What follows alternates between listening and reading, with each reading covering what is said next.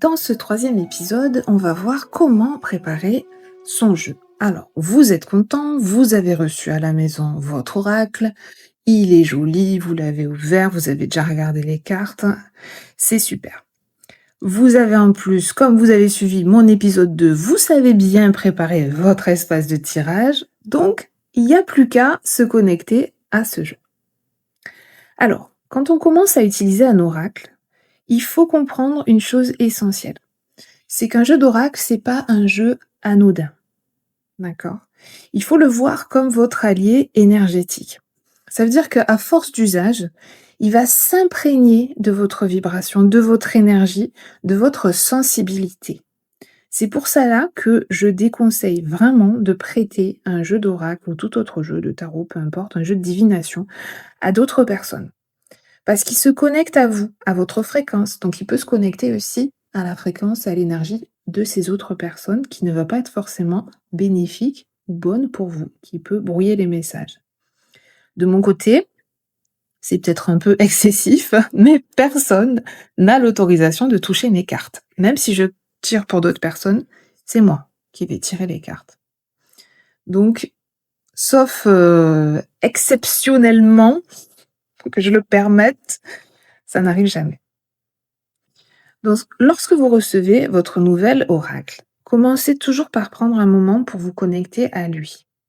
Donc pour ça, pour se connecter à un oracle, vous le tenez entre vos mains.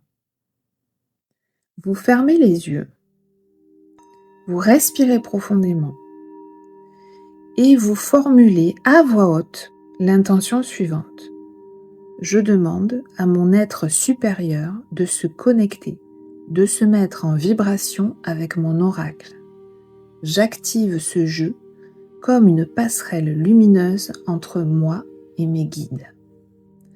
Cette phrase, vous pouvez la répéter 2 fois, 3 fois, si ça vous paraît nécessaire. Si vous avez l'impression que vous ne l'avez pas dit complètement en conscience la première fois, c'est bien de le refaire une deuxième fois.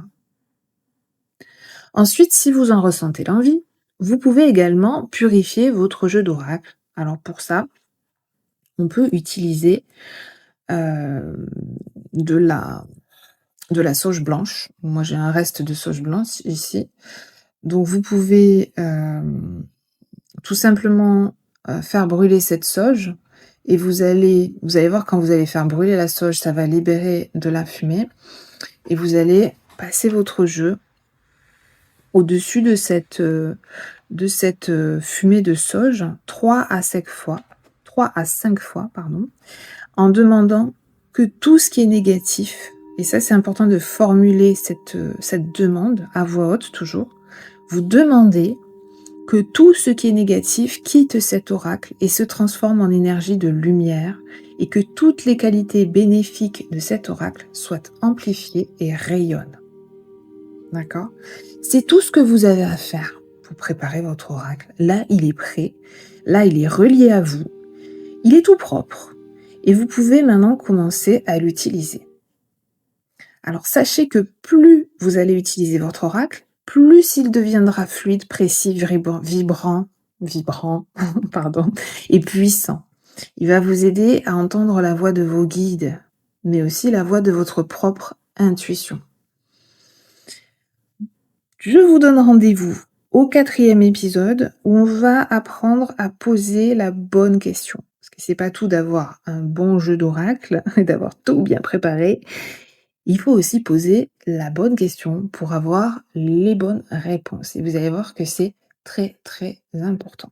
Merci d'avoir suivi cet épisode. Si vous avez aimé cette vidéo, n'hésitez pas à me laisser un petit j'aime, à partager vos impressions en commentaire et surtout, abonnez-vous à ma chaîne YouTube Les Oracles de Clara Guidance pour ne manquer aucun épisode. À bientôt!